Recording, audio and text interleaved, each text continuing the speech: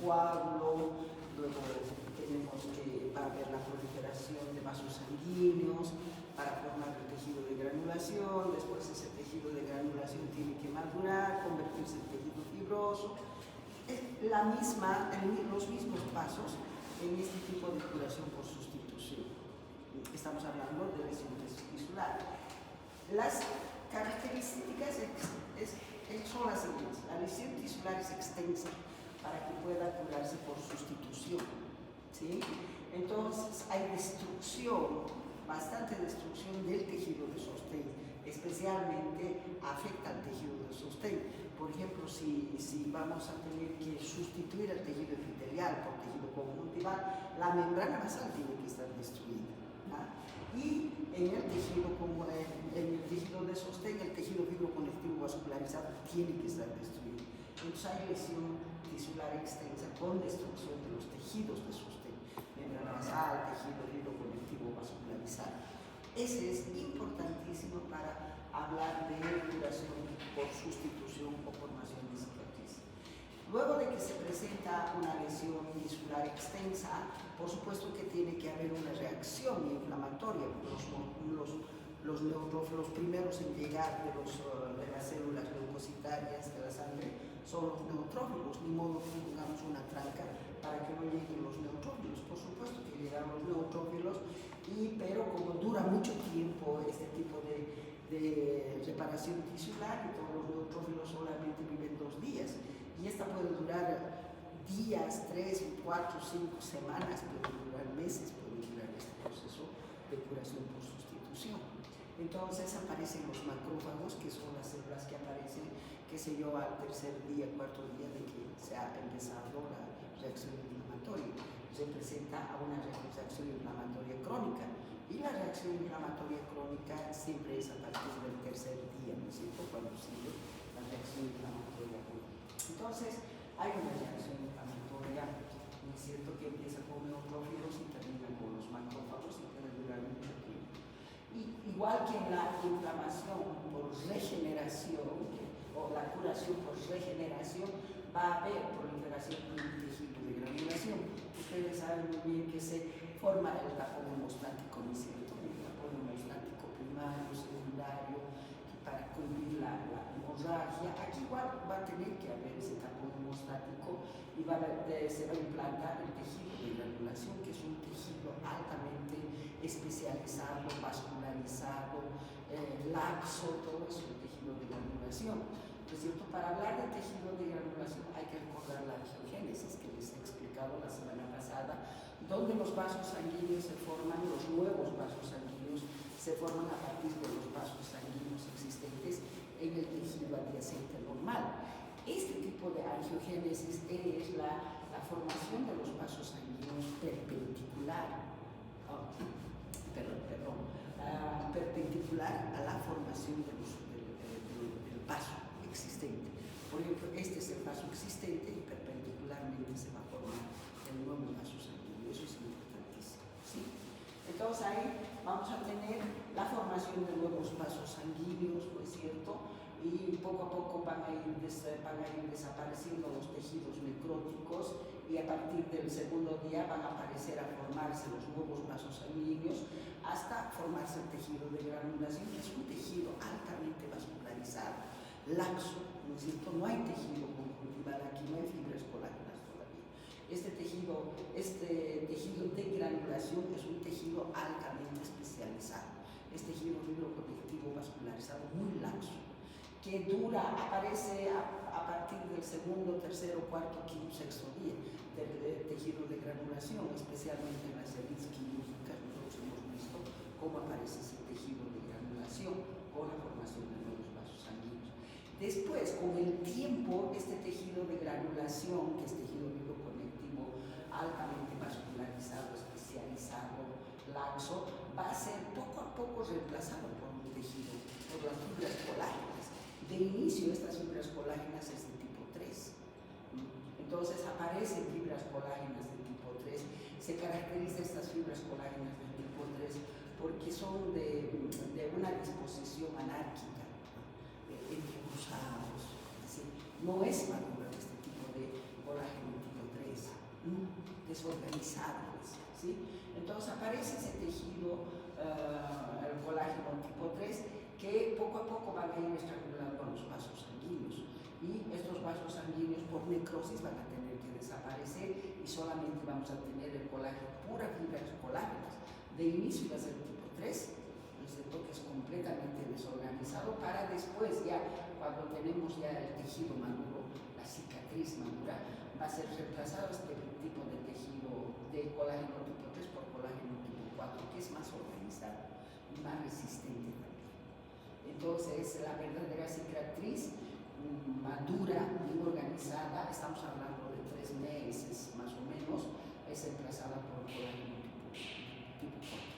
Ahí ya tenemos la cicatriz en la piel. Vamos a tener, es una cicatriz cuando esté en la piel, por supuesto que va a haber una epitelización también, ¿no es cierto? No existen cicatrices sin piel, siempre hay una cicatriz y está epitelizado. Vamos a ver cómo se epiteliza este tejido epitelial. Y cuando estamos en los órganos internos se dice fibrosis, ¿no? Con daño crónico persistente, entonces se llama fibrosis, no podemos decir cicatriz, sino fibrosis, ¿sí? Ese es el tejido, la curación por sustitución. Sustituir todo el tejido que se ha lesionado por fibrosis. Vamos, ya. Acá está explicado todo, porque la anterior la vi. Este es un mapa conceptual. Y ahora vamos al otro, y aquí ya está explicado todo. La lesión tisular es extensa, cualquier daño que activa el proceso de reparación, heridas infectadas, quemaduras, agresiones químicas, todas esas son las causas para dar un daño, una lesión tisular extensa con lesión tisular que compromete y afecta el tejido de sostén. Esto es importante. Tiene que estar afectado el tejido de sostén, la membrana basal, el tejido fibroconectivo vascularizado que sostiene a todas las células parenquimatosas de los órganos, ¿no es cierto? Entonces, todo eso, cuando esa lesión es extensa, entonces siempre se cura por fibrosis o por sustitución. Hemostasia, hay la formación del tapón hemostático, que es un coágulo sanguíneo. Luego, este coágulo sanguíneo ya les había dicho que se deshidrata para formar la costra, y esta costra va a separar del medio externo la herida para mantenerlo estéril. Eso era la hemostasia, formación del coágulo. Y la inflamación es la respuesta inicial, ¿no es cierto? Hay una reacción inflamatoria, después los vasos sanguíneos se dilatan, sabemos cómo se realiza la inflamación. Hay una dilatación vascular, aumento de la permeabilidad para permitir que salga el plasma y las células sanguíneas, que son los neutrófilos, macrófagos, todas esas células. Primero llegan los neutrófilos, dice, y luego son reemplazados por macrófagos, que fagocitan los restos tisulares, limpieza del sitio lesionado, luego liberan citocinas y factores de crecimiento. Es bien importante los factores de crecimiento cuando se están curando por sustitución las heridas, ¿no? ¿Cuáles son esos factores de crecimiento? El factor de crecimiento derivado de las plaquetas, el factor de crecimiento transformante beta y el factor de crecimiento endotelio vascular. Estos factores de crecimiento son las que van a estimular la formación de nuevos vasos sanguíneos, ¿sí? Que reclutan y activan las células encargadas de la fase de proliferación.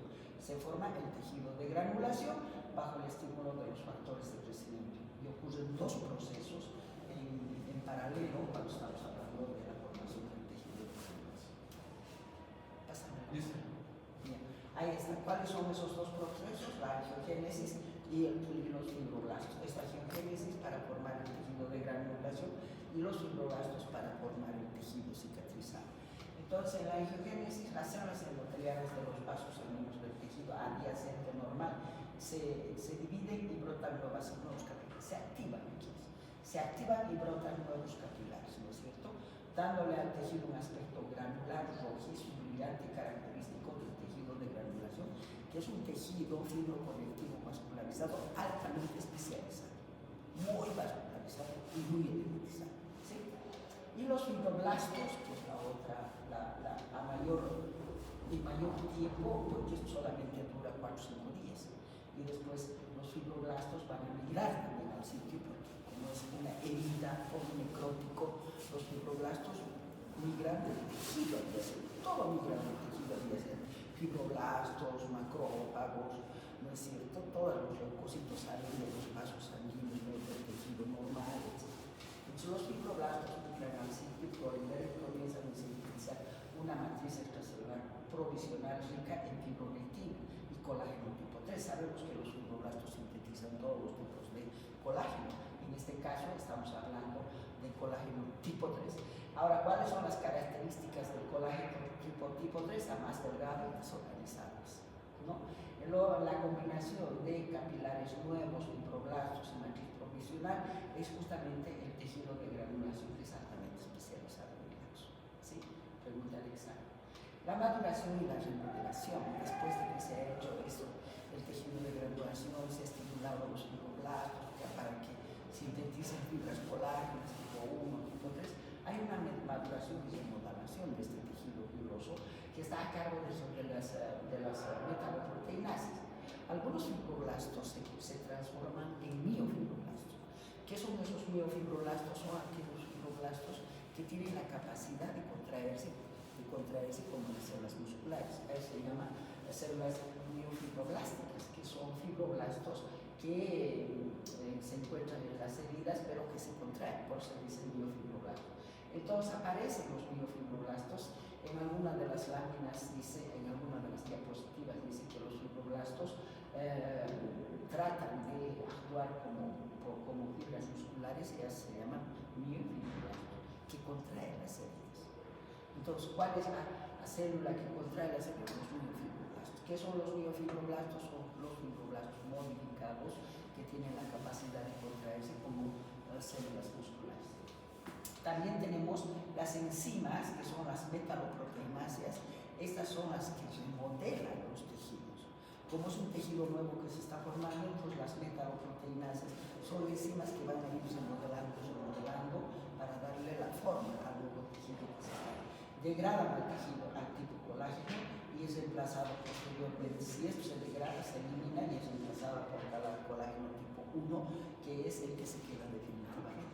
El colágeno tipo 1, que es más organizado y más fuerte, ¿sí? Más resistente y organizado. Los vasos sanguíneos en exceso del tejido de granulación, miren, los vasos sanguíneos en exceso del tejido de granulación son estrangulados por la fibrosis, que ya les he dicho, y entran en necrosis isquémica y desaparecen para ser reemplazados por el tejido fibroso avascular. La cicatriz es un tejido fibroso avascular, no tiene vasos sanguíneos. Entonces, si esta cicatriz está reemplazando al tejido de granulación que aparece antes, ¿cómo desaparecen los vasos sanguíneos? Porque el tejido de granulación es los vasos sanguíneos y tienen que desaparecer esos vasos sanguíneos y reemplazar con pura fibrosis. Entonces, estas fibras colágenas van a ir estrangulando los vasos sanguíneos, entran en necrosis y son luego eliminados y se forma la cicatriz. Y el tejido se vuelve pálido y firme. Si no tiene vasos sanguíneos, evidentemente es pálido, firme, pero siempre epitalizado. Aquí el proceso se bifurca según el contexto. Vamos a ver cómo se bifurca según el contexto. En la piel y en los órganos internos. ¿Qué pasa? En la piel, si la lesión compromete el tejido de sostén, que es la membrana basal, se resuelve junto con la reepitelización. Entonces, en la piel, por mucho que sean lesiones extensas, curación por segunda intención, igual se va a volver a formar el tejido epitelial. ¿Cómo se forma el tejido epitelial? Por ejemplo, tenemos un epitelio estratificado. Hay la membrana basal. La membrana basal tiene que estar intacta, el tejido conjuntival igual. Entonces, las células basales son las primeras que se dividen y lo primero que hacen es cubrir la primera capa, la célula basal. Las células basales que están en los bordes, esas se estimulan. Ustedes saben que son células inmaduras que tienen capacidad de dividirse. Se dividen y van uniendo los bordes de las heridas. Primero las células basales y después estas células basales se siguen dividiendo, pero van cubriendo el epitelio escamoso hacia arriba. Primero es el trono horizontal, después de forma vertical. Y así se realizan las cicatrices, cualquier tipo de herida que se está curando. Si la lesión compromete el tejido de sostén, se resuelve con junto con la revitalización. Esa es la revitalización, lo que les he explicado. Y por debajo, la formación del tejido fibroso, que en la cicatriz está siempre gracias al tejido de granulación. El tejido de granulación va a ser reemplazado por tejido conjuntival avascular que es la cicatriz. ¿No es cierto? Esta piel por función. Y en los órganos internos, eso es lo que ocurre a nivel de la piel. Entonces son cicatrices que siempre están cubiertas por epidermis. ¿Sí? En cambio, los órganos internos, en el hígado, en el pulmón, en los riñones, el corazón, por ejemplo, en el hígado, tuviéramos un absceso hepático. En ese absceso hepático, ¿qué vamos a tener? Se van a necrosar los hepatocitos, va a haber destrucción del tejido conjuntival, del tejido de sostén. En ese caso, ese foco va a ser curado por sustitución. En ese foco ya no va a haber hepatocitos, va a haber tejido fibrótico. Ahí no podemos decir cicatriz. Es casi como la cicatriz, pero no podemos decir en los órganos internos cicatriz. Decimos tejido fibrótico. ¿Sí? Entonces, en el hígado, en los pulmones, pero cuando hay destrucción del tejido de sostén, abscesos, por ejemplo. ¿Sí? Cuando el daño es persistente, repetido o no se ha logrado resolver, el mismo mecanismo de depósito de colágeno se vuelve excesivo y sustituye al parénquima funcional, ¿no es cierto?, por tejido fibroso. Las células propias del órgano, por tejido fibroso. Esto es la fibrosis que progresivamente compromete la función del órgano. Por supuesto que en este tipo de curación por sustitución vamos a perder funcionalidad. Otra. Curación por tejido por primero. Hay dos tipos de curaciones. Curación de los tejidos por primera intención cuando las heridas son pequeñas, cuando las heridas son limpias, cuando no hay mucho tejido necrótico. Esa es la curación por primera intención. Y la curación por segunda intención es cuando ha habido mucho tejido destruido, hay mucha necrosis, se ha perdido mucho tejido, ¿no es cierto? Y los tejidos necróticos son muy grandes. Ahí se habla por curación por segunda intención, ¿sí? Y tienen diferentes características también, pero no es muy diferente a la curación por regeneración y a la curación por sustitución. No es muy diferente. Entonces, ¿qué es lo que nos va a diferenciar de la curación por primera intención? Uno, que son heridas limpias, que son heridas que no tienen mucha necrosis. Ejemplo, en las heridas quirúrgicas. Hay las heridas quirúrgicas muy limpias. Esas son las que curan por primera intención. Entonces, si nosotros vemos esto, la cicatrización por primera intención es una herida quirúrgica. Entonces, ¿qué tenemos? Los bordes están muy cercanos, es fácil de acercar. Los bordes tienen que estar muy cercanos, los bordes tienen que ser muy fáciles de poder poner paralelos unos a otros.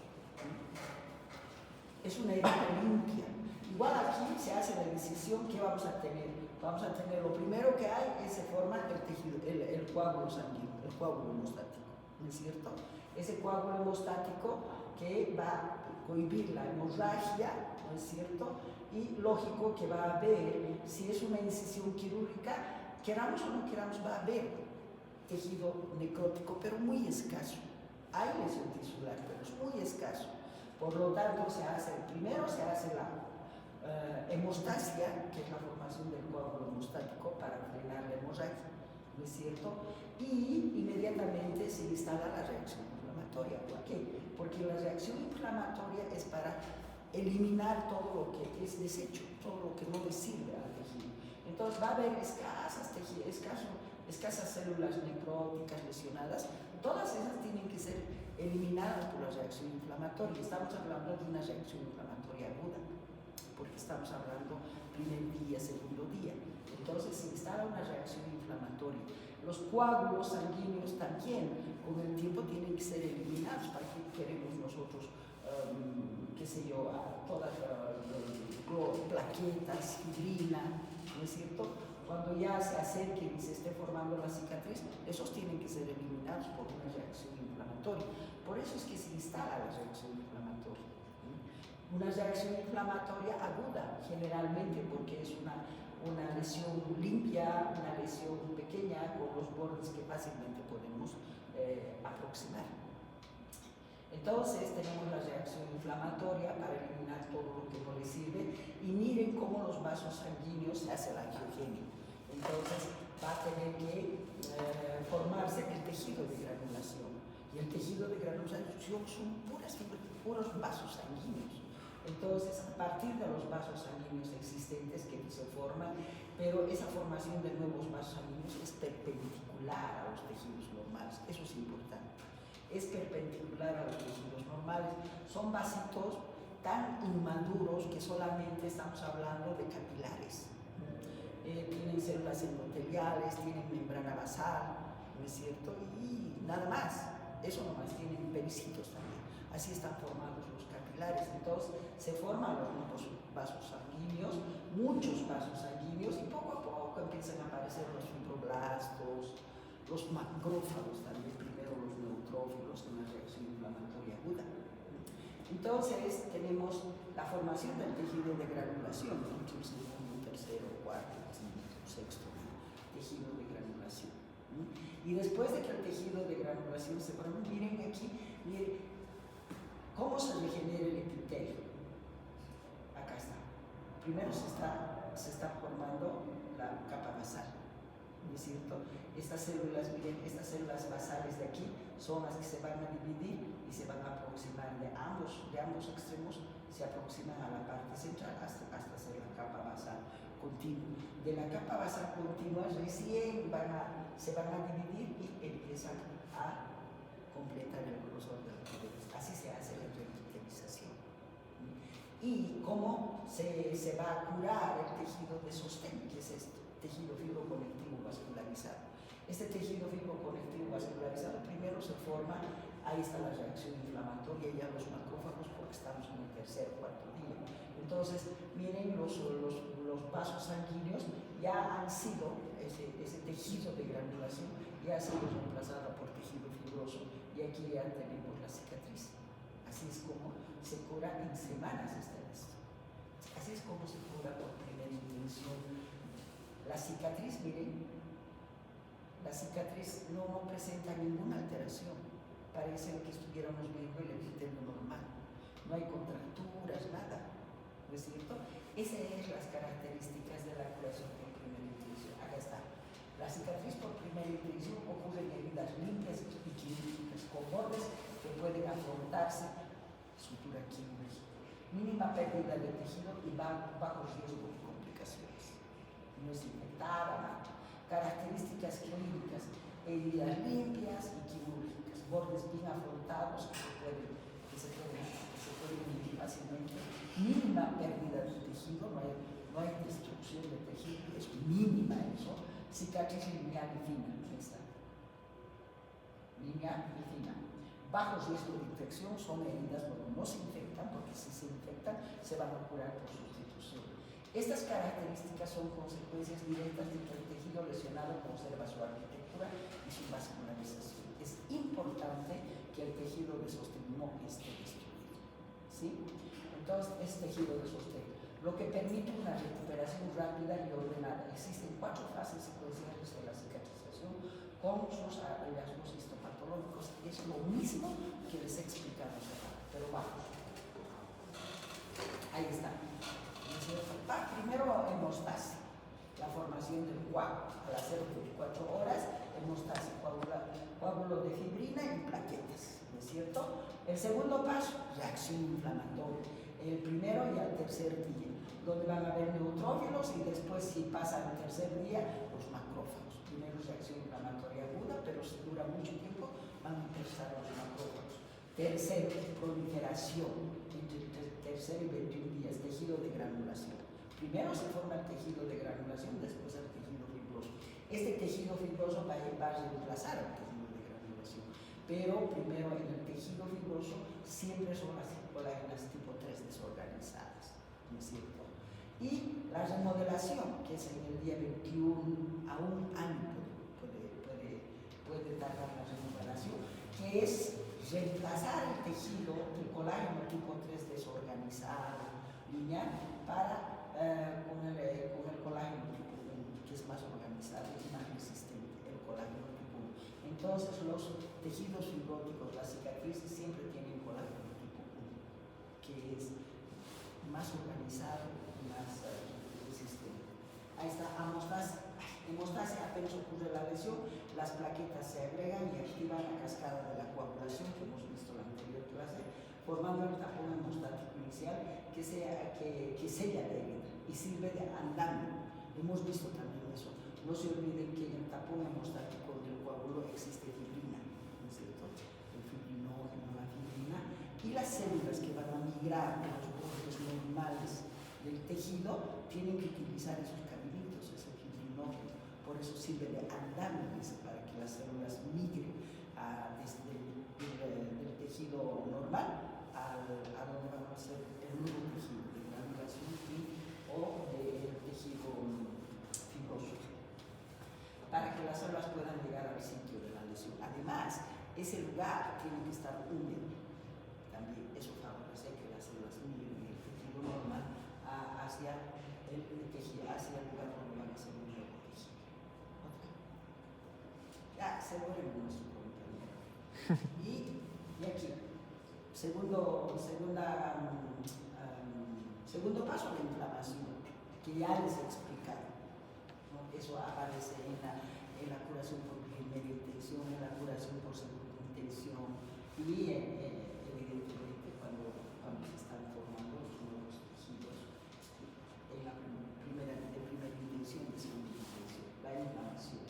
Histopatológicamente se predomina primero los neutrófilos que hemos visto y luego es reemplazado por los macrófagos, ¿no es cierto? Si dura más de 3 días, que fagocitan detritos, secretan factores de crecimiento y activan la siguiente fase. Todo esto es en todos los procesos de curación, en la de primera intención, en la de segunda intención, en la curación por sustitución, en la curación por regeneración.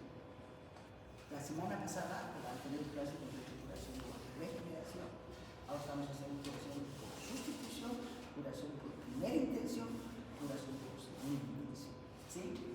Proliferación, ahí estamos, cómo proliferan los fibroblastos, primero la colágena tipo, ahí está, colágena tipo 3, que es más débil, más desorganizado, y la formación de la angiogénesis para la formación del tejido de granulación, ¿cierto? Y en la remodelación tenemos que la base del colágeno tipo 3 es reemplazado durante la remodelación, es reemplazado por el colágeno tipo 4, que es con mayor entrecruzamiento, más organizado, y los haces paralelos a la lesión de las líneas de tensión. ¿Sí? La celularidad y la vascularidad disminuyen y la resistencia miren, los tejidos que han sufrido cicatriz nunca tienen la resistencia tensil de un tejido normal. Solamente la fuerza tensil se recupera en 80-85%. ¿Sí? La recuperación nunca es completa. Químicamente la cicatriz pasa de rosada a pálida y aplanada. ¿Por qué? Porque no tiene vasos sanguíneos. ¿Sí? Vamos a entrar. Esta es la formación del tejido de granulación. Miren, este tejido aparece durante la fase de proliferación día 2 en adelante. Es el relleno. ¿Qué es? Es ese relleno biológico que prepara la herida para la epitelización y la cicatrización. Esto es importante. ¿Qué es el tejido de granulación? Es un tejido conjuntival altamente especializado, muy vascularizado, que sirve como un relleno biológico, y este relleno biológico prepara la herida para que se reepitelice y para que se cicatrice, para que se forme la cicatriz definitiva. Entonces, acá tenemos, miren, este es el vaso normal, del tejido normal. Miren cómo se forma el nuevo vaso perpendicular al vaso normal. Esto es importante, perpendicular. En cambio, las fibras colágenas son paralelas, se forman en forma paralela al tejido al tejido normal. Las fibras colágenas en el tejido que está reemplazando son paralelas. En cambio, los vasos sanguíneos son perpendiculares al tejido, al vaso normal. Entonces, ¿qué tenemos? Tiene que haber liberación de los factores de crecimiento para la formación de los nuevos vasos. ¿Quiénes son los que liberan estos factores de crecimiento? Los macrófagos tisulares. Estos macrófagos tisulares liberan factor de crecimiento derivado de las plaquetas, factor de crecimiento del endotelio vascular para que estimulen a las células endoteliales y el factor de crecimiento transformante beta. Estos factores de crecimiento son los que van a ir a participar en la angiogénesis, donde aparecen brotes capilares desde los vasos sanguíneos. Sí, acá está. Miren, este es un vaso, esto es un capilar normal. Es un capilar normal. ¿Cómo está formado el capilar normal? Es el que tiene la pared más delgada de los vasos sanguíneos. Ahí miren, tenemos los pericitos, que son estos, ¿no es cierto? Y luego tenemos la membrana basal. La membrana basal. Estos son los pericitos, esta es la membrana basal y las células endoteliales y la luz. ¿Qué tenemos? Mire, la endotelina, la endotelina, que está la endotelina. La endotelina va a permitir que se separen los pericitos. Miren. La angiopoietina permite que los pericitos se separen de la pared. Miren, se están separando.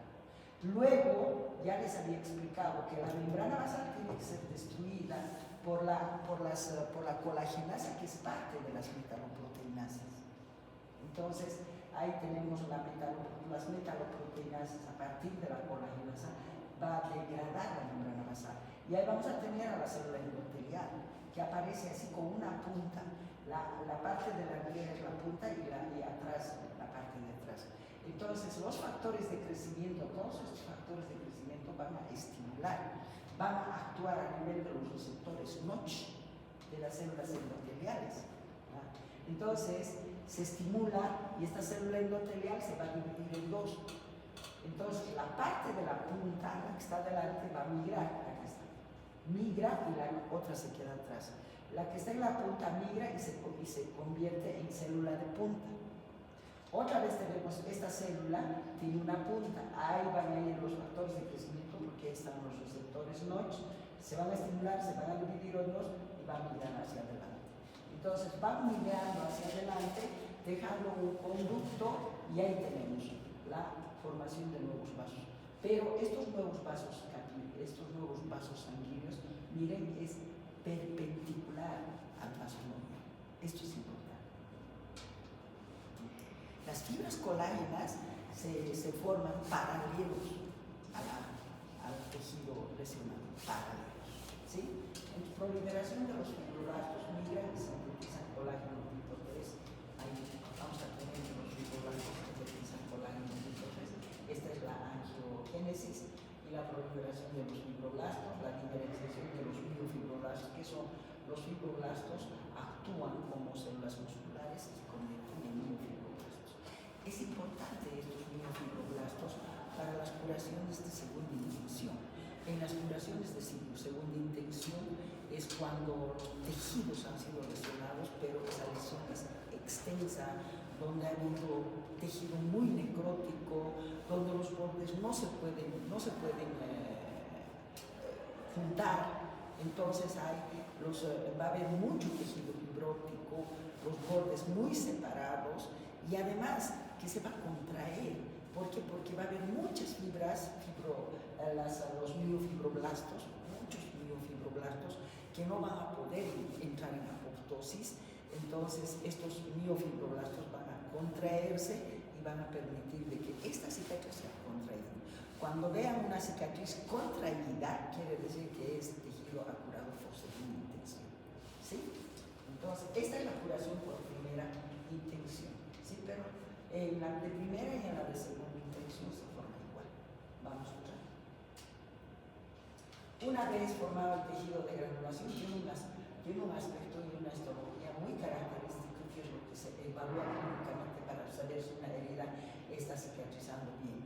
Como es la parte biológica para poder cicatrizar el tejido de granulación, entonces sus características histopatológicas nos van a decir que sí va a cicatrizar bien.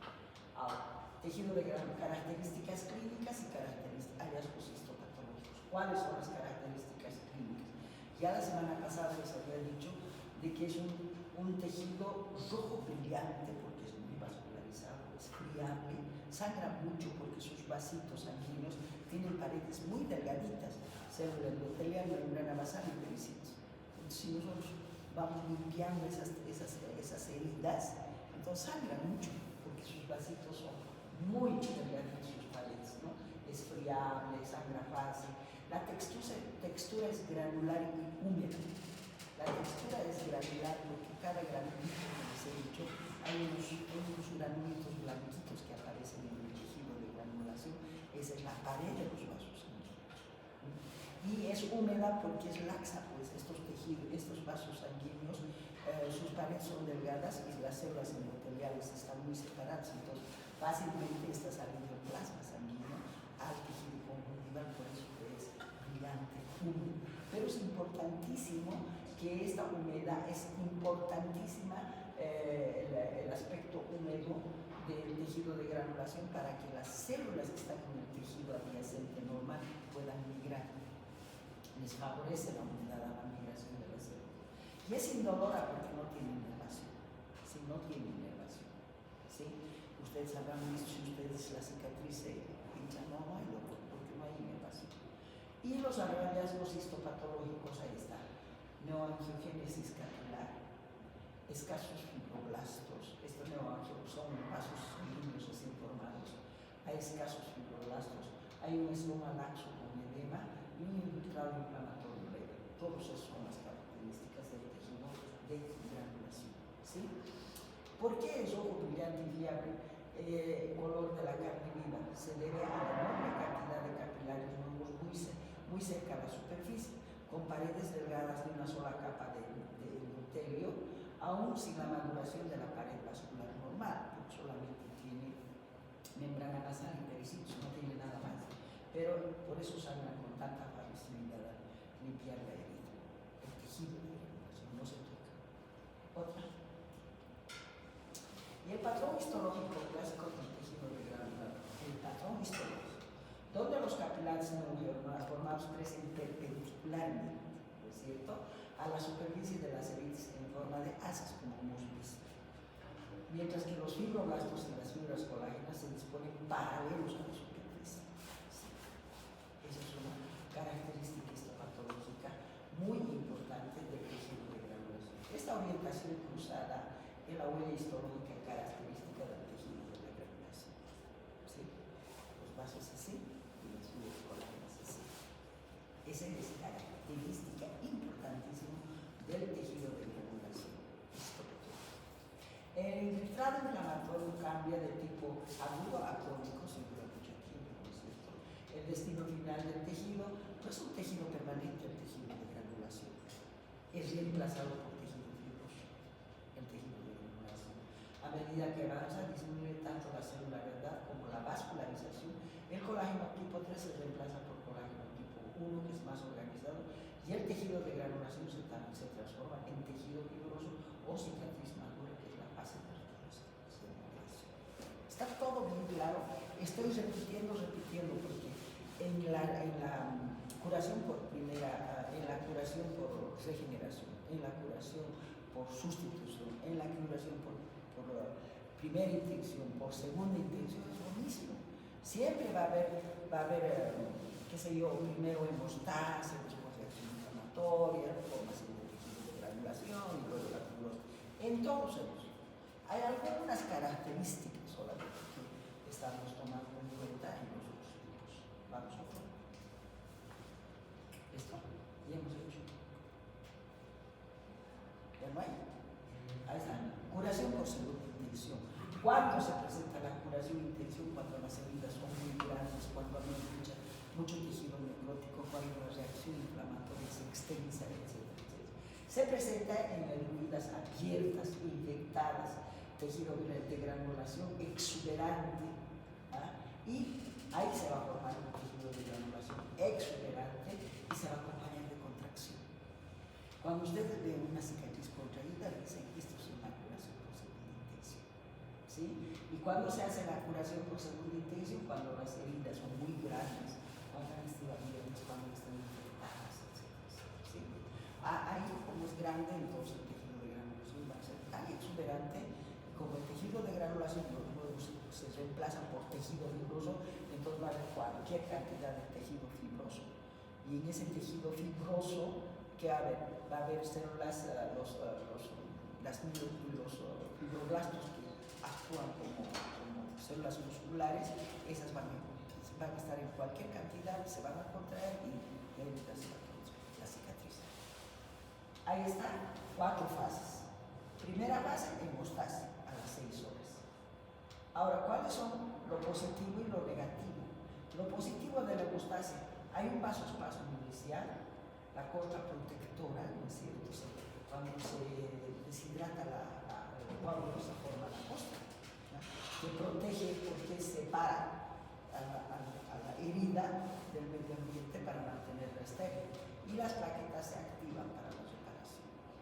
Y lo negativo, sangrado prolongado, porque es mucho tejido que se ha destruido. Entonces el coágulo va a ser inestable, porque entonces se va a desprender, se va a volver otra vez a formar el coágulo, se va a desprender y así sucesivamente. Riesgo de infección persistente, esos son los negativos cuando se está curando por segunda intención. La fase más breve, la costra y la activación plaquetaria son ventajosas, pero un coágulo inestable o el sangrado prolongado compromete todo el proceso posterior. ¿Sí? 2, inflamación, que puede durar de 1 a 4 días. Pueden haber neutrófilos, pueden haber macrófagos, porque primero va a ser inflamación aguda, después, como va a durar mucho tiempo, va a haber inflamación crónica y ahí vamos a tener macrófagos, todo eso. Hay un debridamiento. En la inflamación hay un debridamiento natural del tejido, quiere decir que el tejido se destruye y se va eliminando. ¿Quiénes eliminan? Los macrófagos. Hay un debridamiento, se sueltan, se separan fácilmente los bordes que se aproximan. Hay una eliminación, hay mucha infección, hay eliminación de bacterias, señales de reparación, citocinas cicatrizantes, todo eso. Y aquí tenemos dolor e inflamación local, porque hay terminaciones nerviosas del tejido mediastino, por eso que exudado abundante, inflamación crónica, riesgo de cerebros. Esas cosas pueden aparecer de 1 a 4 días. Fase crítica de limpieza. Los neutrófilos y macrófagos debridan el tejido necrótico en forma natural, pero si persiste el tejido necrótico puede generar inflamación crónica y celulitis. Todo de ahí. Vamos a ver. Estoy corriendo porque es mucho tema. Proliferación, la tercera fase. De 4 a 21 días donde van a estar los fibroblastos y la proliferación. En esta fase proliferativa, lo positivo y lo negativo. En la fase de proliferación positivo hay una formación vascular activa, abundante, tejido de granulación rojo, la epitelización desde los bordes también, siempre la epitelización es desde los bordes, y hay contracción del tejido. Eso es importantísimo para ver que una lesión tisular curada por segunda intención. Contracción del tejido. Colágeno tipo 3 inicial para después ser reemplazado por colágeno tipo 4. Lo negativo, proceso muy lento en heridas extensas, dura mucho tiempo, puede durar semanas, meses. ¿Sí? Cicatriz queloide hipertrófica. Ahí sí se presenta una cicatriz hipertrófica. ¿Qué es? El queloide es una cicatriz patológica, anormal, hipertrófica. ¿Por qué? Porque hay mucho tejido de granulación y ese tejido de granulación es reemplazado por un tejido fibroso que también es importante. Y ese tejido, ese queloide, ese tejido cicatrizal abundante se llama queloide. ¿Sí? Contracción patológica, siempre. ¿Por qué? Porque hay bastantes células tejido de granulación exuberante y tenemos el tejido de granulación espálica. Lo más visible clínicamente, el tejido de granulación rojizo y la epiteliación desde los bordes son signos positivos. La granulación pálida o exuberante indica problemas de inyecciones por pseudomonas o tejido hipóxico. Por eso que el tejido es exuberante y pálido. La remodelación que puede durar de 21 a 2 años por colágeno tipo 1, ahí están lo positivo y lo negativo. Hay colágeno tipo 1 maduro, hay una resistencia de tensila mayor. Ninguna herida tiene una concentración del 100%, siempre es del 80%. Cicatriz en es de tracción favorable. En cambio, acá tenemos igual una resistencia, la fuerza tensila al 80%, hay contracturas funcionales, cicatriz de hipertrófica cardíaca, prurito y parestesia. Eso son lo que es de la actividad. La más larga, la cicatriz nunca se recupera el 10% de la resistencia. El tejido original y las contracturas son principales riesgos funcionales a largo plazo. Creo que hay otra vez, ¿no? Epitelización de las heridas desde los bordes. ¿Qué es? Epitelización de las heridas desde los bordes. Miren cómo la epitelización, ya les he mostrado en la anterior, cómo se epiteliza primero los bordes de la capa basal. Primero se forma esa epitelización de las heridas desde los bordes. Día 7 a 3. Es muy variable según el tamaño y la profundidad de las heridas. ¿Cómo avanza la epitelización? Los queratinocitos, o sea, las células basales, migran desde los bordes del herida, desde los bordes del tejido normal, ¿sí? Migran sobre el tejido de granulación, está aquí abajo el tejido de granulación. Por eso el tejido de granulación sirve como camino, como andar para que las células puedan migrar desde los bordes. Necesitan que esté húmedo y viable. En heridas pequeñas se pueden de 1 a 2 días, en heridas grandes tardan semanas a meses. Una herida muy grande puede requerir un injerto de la piel para completar la epitelización. La epitelización es superficial. La epidermis cubre, pero no restaura la dermis. Lógico, solamente la epidermis está restaurada. La dermis no. La que restaura la dermis es el tejido de granulación. ¿Sí? Entonces, el riñón automundo lo hace el tejido de granulación. Este tejido de granulación rellena todo eso y ese tejido de granulación como el tipo tiene que ser sustituido por colágeno tipo 1, que es la fibrosis. Ahí está. Factores que retrasan la epitelización: infecciones residuales, lechos secos, escaras, hipoxias locales, desnutrición, diabetes, vasculopatías. Esta. Contracción de heridas, mecanismo. Nos vamos a quedar aquí en contracción de las heridas. ¿Sí? Si sigo, no vale la pena vaya atropellando, no entiendo nada. Pero más o menos ya estas son láminas más gruesas. Esa más es. 3, ya. Entonces nos estamos quedando con